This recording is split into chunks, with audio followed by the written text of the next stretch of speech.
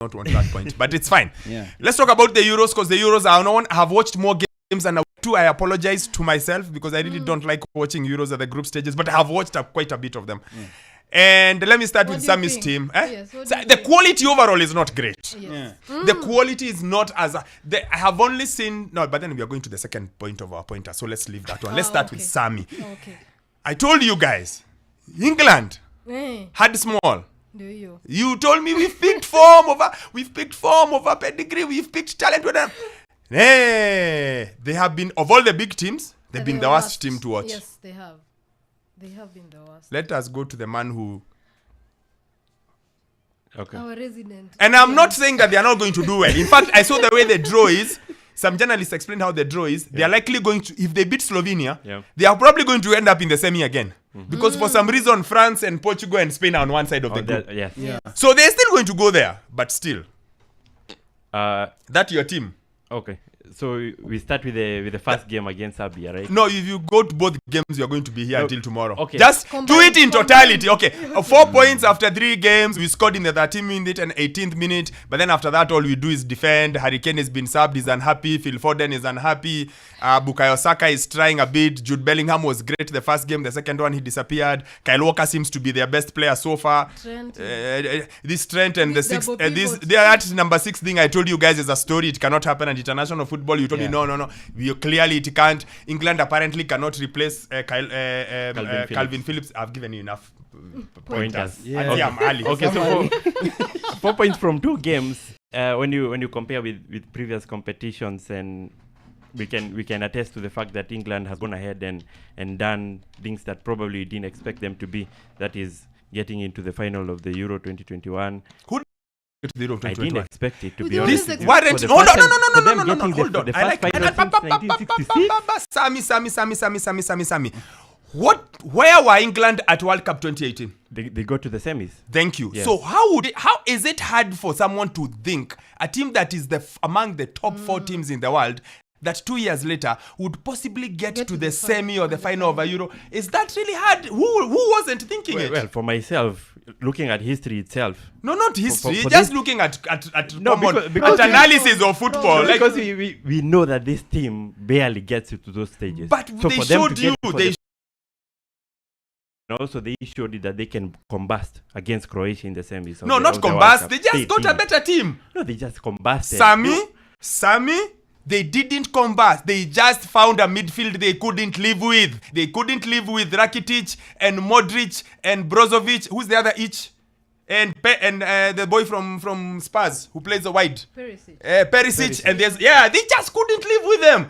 They are not the only ones. A lot of people couldn't live with that Croatia team. Okay, I understand that in point. Fact, if you were to question England, it would be the Italian final at Wembley. That's the one I thought they threw away. Not the World Cup 2018. That one I was so sure they were losing to Modric.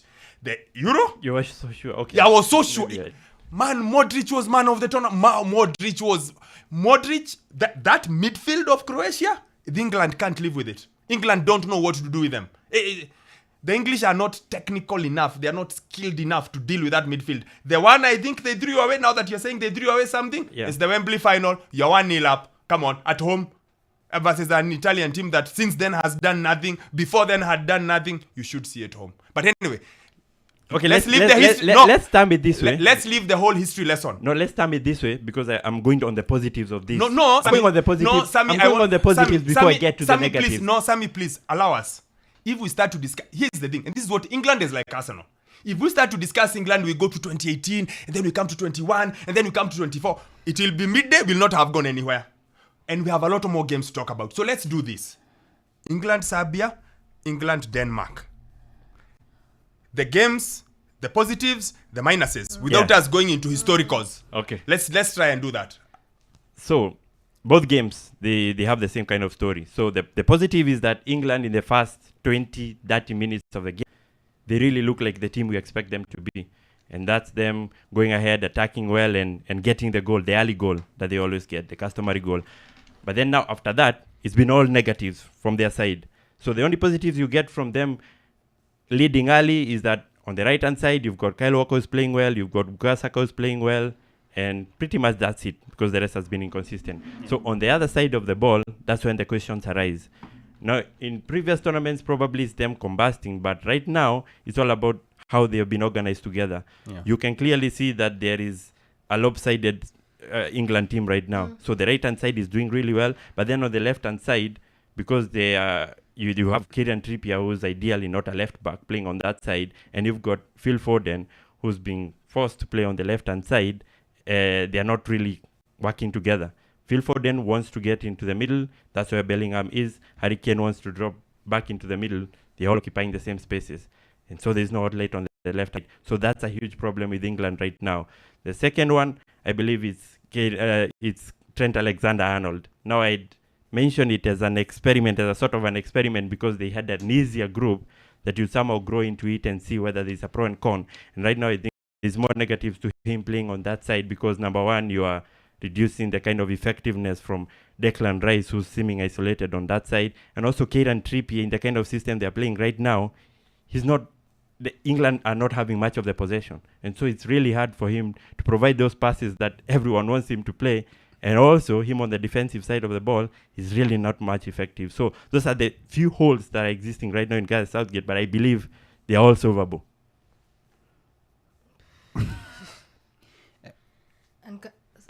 And my issue is just Southgate. I don't think he can solve the problem. The team just looked very imbalanced, especially in the midfield. If you're going to take a chance to play Trent Alexander-Arnold for Liverpool, he doesn't play as a midfielder for Liverpool. He plays at right back and then comes into the midfield, but still is a right back. So if you're going to take a chance with him, put him in his position, play him as a right back, and use the others to cover that space behind when you use him as a right back, because he's the most creative player in that team. He's the one who's creating chances.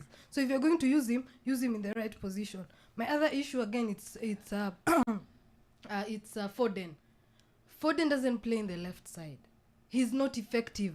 You saw that in the first game, but you're going to play him on the same position again in the second game. What I'm seeing is he's just not learning as he goes. He's just maintaining the same team. So if you're going to use Foden, play him as a 10. And again, it's my issue with England. It's more the manager than actually the players. It's just the manager. He doesn't have that ability to adapt in games or to take chances. Those are my two issues with I think the perfect summary is when you have your phone charged to 100%, then you put it on power saving mode. You see, you have you have your phone fully charged. Why don't you use it to the maximum of its potential? So he has the perfect ingredients for him to perform well in this England squad, but somehow he just has a way of not making it happen. The fans themselves don't really believe in his philosophy of being pragmatic throughout the whole games. As much as he has the better team, most of the times when he goes up against most of the teams, he has the better side, but he always seems to be pragmatic in his setup, and is so stubborn on being on putting players off position, like you said, Trent, Phil Foden, and the style of play that most of his players are playing, it goes on to affect the others. Like you said, Harry Kane likes to come in to collect the ball. Bellingham is playing in the middle of the park. Foden likes to come inside in the middle of the park. So all in all, it ends up being a whole mess for the English squad. And at this rate, from their performance so far in this campaign for the Euros, I'm not even convinced with them reaching the semis. Okay, can I respond to that? Feel free. Yeah, so based on what I've heard from you is that probably 100% of the blame is going to Gareth Southgate, of which I somehow disagree with it. Looking at the Denmark game, I think it was easy to look at the mismatches that they had on the field of play in terms of positioning, but also on the same time, I felt like they didn't have that kind of want to win that game, because I don't believe that the players have within them that once you take the lead, we are now defending all of us. That's the message from Gareth Southgate, that take the lead and everybody defends. It's not possible. And I don't believe the players Let me just stop can you do there. that. Let me just stop you there. He actually said it. I was reading a story on my way here from The Athletic where him and Harry Kane have both said, none of us sit back and say we are going to drop deep. Yeah. But for some reason, we just drop deep.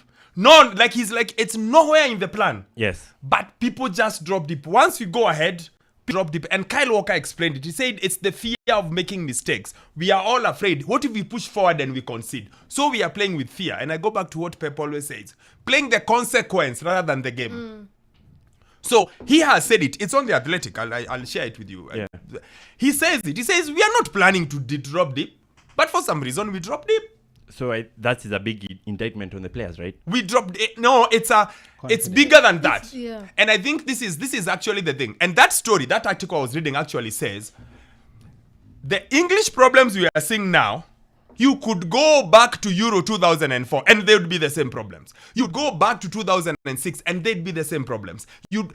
England have even 2002 when Michael Owen scored and they were when the headline was when England ruled the world for 22 minutes when they were leading Brazil. They did the same thing. They just dropped. It's a thing the English for some reason do at international. They just drop. Just based on the expectations. They just like it's historical. They always drop deep. So the question that's one of the questions. So the question might be, so what should a coach do to make sure they stop dropping that way? Because they just drop. And I know you say there's nothing on Southgate. I think a lot of it is on Southgate. One, he's had this team for so long. It's about time you make something out of it. Secondly, he's the one who said he's picking players based on form and everything else. Yeah. But then he's playing 3-4 players out of position and it's not going to help you. Yeah. You cannot experiment at the Euros. You experiment at Sekafa. Why are you sending Ken Odhiambo with the team to Sekafa? To experiment. Kosafa, you to experiment. Sorry, Kosafa, Sekafa, yeah, same thing. To experiment. Why aren't you doing that at the AFCON? You don't experiment at the AFCON. How do you decide the fullback is going to be a midfielder? How? Yeah. Okay. Who are you? No. How? What is the logic? Chep's words. He plays at right back who cuts in. Yeah. But now England has 2 right backs who are very good. Yeah. So they'd rather have Kyle Walker. So they want to try and fit in Trent. You cannot do that. Number 2, you cannot have a right-footed left back unless it's Danny Sarwin. Okay? You have to have a left back. You're telling me the whole of England can't find a left back? They can't find a guy who can just stand on the left and be naturally on the left. They can't. They couldn't carry Chilwell. They couldn't. Okay, Chilwell was injured. No, wasn't he fit towards the end? They couldn't carry. But I only played limited time. That's like Jordan Henderson. It's better than carrying a right back and putting him at left back. But we've seen him in the past, like in Euro 2021. Kieran Trippier did play in that position before. Kieran Trippier himself was injured since January. He barely played. Luke Shaw is still injured. Yeah. Cannot train with the team. Yep. So why are you carrying? You are saying, Chilwell has been injured. How many games did Trippier play from January? So what's the difference? At least put a left peg in the left. Like chukua tu mtu tu anakimbia up and down. England hakuna left back hivi. Hakuna tu mtu anaweza enda juu na chini. Chelsea won Champions League final with who at left back? It was Chilwell. No. Watch not this you're new. Watch a year COVID. The original, the first one. Who was at left back? Ryan Bertrand. Yeah. Exactly. Yeah. Find a guy. Just a square peg in a square hole. Okay? Yes. Finish that one. Then come right back, you have center backs, you have your sorted. They've put Gehi, fantastic. Midfield, please find a solution. You cannot put a full back. And then I told you Foden would be a problem. Yeah. I told you Foden would be a problem because his best position is as a 10 and Bellingham is supposedly as a 10 and they just keep clashing. Okay? And when they clash, they both lose out. Yeah. That's the second. So figure out your lineup. And the third one, the most important one. England are not as good as everyone says they are. I said this before. They are not as good. They have a few guys who are just about to explode. And they have older guys who are maybe about to leave. So Pickford, Harry Maguire, John Stones, Kyle Walker, older guys. Youngings, Saka, Foden, Bellingham. They have nothing in the middle. They don't have enough 26, 27-year-olds. They don't have enough. I don't think they are as good as people say they are. I think the expectations are way higher than what they can actually deliver. So we all see them when we get these names, bam, bam, big names. And then you watch them versus Serbia and I was like, but now, what was going on here? So I look at them and I think it's a combination of factors. They are not as good as people think they are. It's a bit like the Belgian golden generation. Everyone thought it was a Belgian golden generation, but it really wasn't. It was like 4 or 5 players in one. It was KDB and Eden Hazard. And maybe Toby Alderweireld can get in there. It's the same thing. Yeah. So I can hear Sammy trying to explain, but I'm like, one, the coach must coach better.